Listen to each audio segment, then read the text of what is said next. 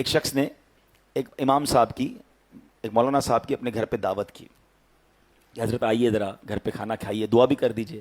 Drawing room میں بٹھایا اور کھانے پینے کا انتظام کرنے چلا گیا۔ کھانا وغیرہ کھا کے امام صاحب دعا کر کے چلے گئے۔ بیٹا آیا، کہتا ہے ابو جان کمرے میں کون آیا تھا؟ کہا امام صاحب آئے تھے۔ کہا میرے بہت سارے پیسے پڑے ہوئے تھے، غائب ہو گئے ہیں۔ کہتا ہے کیسی بات کر رہے ہو، امام صاحب ہیں، تم نے کہیں بھول گئے؟ نہیں ابو میں نے یہیں رکھے تھے۔ بڑا پریشان کیونکہ پیسے زیادہ تھے، ٹینشن میں آ گیا۔ ابو کو سمجھایا، ابو کہ میں تو امام صاحب سے بات نہیں کروں گا، اتنی نیک شخصیت ہے، کوئی امام صاحب چوری کرنے تھوڑی آئے تھے، تم نے کہیں رکھ دیا ہوگا۔ کہتا نہیں ابو یہی رکھے تھے۔ بہرحال دل میں اس نے رکھی بات، پیسے زیادہ تھے، یاد تھے اس کو۔ 6 مہینے، سال بعد، 1 سال بعد پھر انہوں نے امام صاحب کی دعوت کی۔ بچہ تو بچہ ہی ہوتا ہے، اس کو اپنے پیسے یاد تھے، ابو کو دعوت یاد تھی، بچے کو پیسے یاد تھے۔ جیسے امام صاحب آئے تو ابو کھانا لینے گئے تو اس نے کان میں امام صاحب سے پوچھ لیا، امام صاحب ایک بات کہوں، ناراض مت ہوئیے گا۔ بولو بیٹا کیا مسئلہ ہے؟ کہا پچھلے سال بھی آئے تھے نا، میرے کچھ پیسے تھے، بڑے زیادہ پیسے تھے، آپ جب سے گئے وہ پیسے نہیں مل رہے، آپ ناراض مت ہوئیے گا، میں آپ کو کچھ کہہ نہیں رہا، آپ کو نظر آئے تھے۔ یہ سن کر امام صاحب رونے لگ گئے۔ اتنی دیر میں والد صاحب بھی آ گئے۔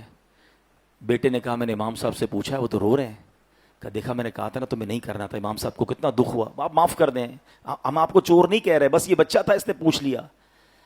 کہتے میں اس لیے نہیں رو رہا کہ اس نے مجھ سے سوال کیا ہے۔ یہ سامنے آپ کی کبٹ کے اندر قرآن پاک ہے، ذرا نکالیے۔ انہوں نے قرآن پاک نکالا، کہا اس کو کھولیے۔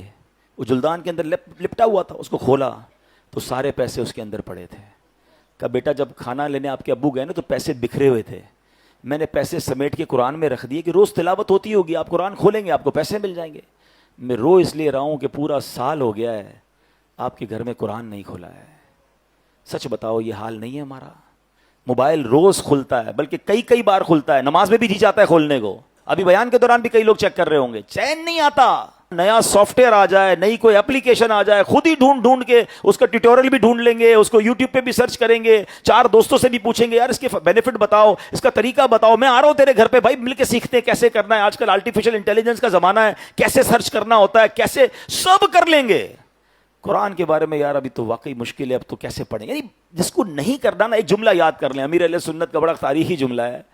آپ فرماتے جس کو کرنا ہونا اس کے لیے راستے بہت، جس کو نہ کرنا ہو اس کے لیے بہانے بہت۔ فیصلہ آپ کر لیں۔